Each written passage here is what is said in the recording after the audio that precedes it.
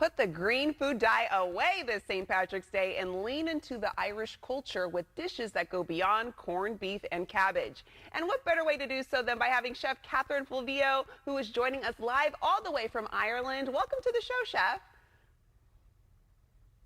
Thank you, Desiree. I am here in County Wicklow, the Garden of Ireland. Oh my gosh, we feel so excited and honored to have you on this morning. And Chef, tell us what people get wrong when they think about traditional St. Patrick's Day celebrations. Okay, so here in Ireland, we do things a little differently. There's no green food colouring, so there's no green beer, no green food unless it's natural. And I suppose the other thing is there's no corned beef and cabbage. But for us, it is about celebrating great Irish produce. And we are so excited this year because our parades are back. Now, the parades in Ireland are like little mini Mardi Gras, little mini carnivals. The kids dress up, the parents dress up, little floats go by, and it's just so charming. And every little village and town, more or less, has a parade. So it's a wonderful way of the community to get together. And of all the years, this is such an exciting year for us all after the previous 2 years. And then after the parades, the way we all come home and we make a delicious Irish meal celebrating the best of Irish. Oh my gosh, this sounds like so much fun. And us here in California, we want to be able to experience a little bit of that authentic experience. So where should someone start if they're looking to create a dish for everyone to enjoy? Well, I think you need to start with really good quality Irish ingredients. And I have here the truly grass-fed butter and cheeses. And when you think about it, Ireland is known for its rain and its sunshine, which means great grass growth. And that's why we're known for our 40 shades of green and those wonderful rainbows. And you see the cattle out grazing in the fields, enjoying natural produce. That's my neighbour there. And they're having wonderful grass, wonderful herbs. And then look at the lifestyle they have. So relaxed. The farmers have names for all of their cows. It's a small family enterprise. And they produce great milk, which results in wonderful dairy products. So you have happy cows, happy farmers, happy families, happy consumers. And it's really sustainable for the planet as well. Yeah, I love that they have names for each of their cows. And like you mentioned, keeping everything really natural. So if we are looking to build out our St. Patrick's Day menu, what would you recommend?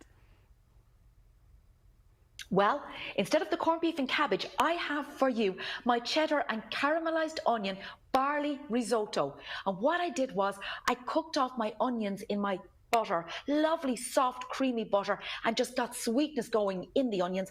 Added in some from my garden here in Ballynockin. Bit of Irish cider went in, a little bit of stock, and also some barley. And then I finished with a real punch of flavour with our lovely natural sharp cheddar cheese. That bold creamy finish to the dish. I really think you'd love it for St. Patrick's Day. Yeah, that looks tasty. I wish you could be here so I could actually physically eat that, but it looks delicious. And what are some other ways anyone can incorporate these products into their recipe creation and cooking? The wonderful thing about dairy product is it's everyday product. So we use it in all our baking and all our cooking. And I'm encouraging everyone to just step up and take the truly grass-fed product into their kitchens, because you will taste the difference. For me, this is everyday here in Ireland. And we use it in our scones, in our soda bread, in my stews. And oh, I must say, I make a mean caramelized pear and cheddar tart. It just melts in your mouth. You'd love it, Desiree. 100%. That sounds tasty. You mentioned the soda bread too. That is a weakness of mine. And Chef, you're the third generation to live on your family's farm. What are some traditions you've created? So for us, it is all about family. So we grow our own fruits, vegetables, herbs. We are actually lamb farmers. We used to be dairy farmers when I was a child.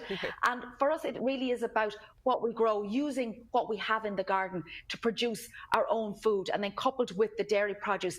I just love it. And I love cooking with my family. So for us on St. Patrick's Day, we'll get up, we'll have a big Irish breakfast, we'll go to the parade, and then we'll all sit down together, huge table of us, and we'll have a delicious meal. I think I'll make the risotto for my starter, and then I'm going to make maybe a lamb stew for my main course and have it with some soda bread on the side, like you say. Delicious. There we go. Yeah, it sounds like there's a lot of rich culture and history, which I think is important when celebrating holidays like St. Patrick's Day.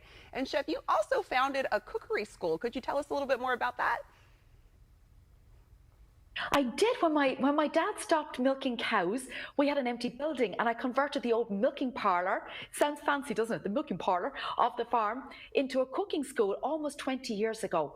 And people come from all over the world to learn about the richness of great Irish food and our wonderful food culture. And also because my husband is Italian, I cook Italian dishes as well there. So that's how I came up with the concept for the risotto today. So it's a lovely blend of Ireland meets Italy here, and we absolutely adore it. And we love welcoming people. Irish people love people coming in. It's hospitality at its best. All right, we got to do some more visiting to Ireland. And Chef, being that St. Patrick's Day is right around the corner, what's your favorite thing about St. Patrick's Day? For me, it has to be the celebrations. It has to be, the honouring of our national, patron saint. That's very important. And a lot of people go to church on St. Patrick's Day as well. So there's a lot of celebration. But I have this thing about gathering the shamrock. So I know that's such an old tradition. But the shamrock grows really well around that time of the year, hence its association. Of course, there's an historic association as well, but that's its association for St. Patrick's Day. And I remember my grandmother used to take tufts of it from the ground, roots and all, and she'd have it on her coat walking into church, proud as punch of all the beautiful shamrock she'd gathered. Do you know, the soil would be nearly falling off of it still. Whereas we've toned it down a little bit now, but I do really enjoy gathering the shamrock with my family. I just think it's a wonderful tradition, and it's what grows in Ireland, and that's really what our country's about.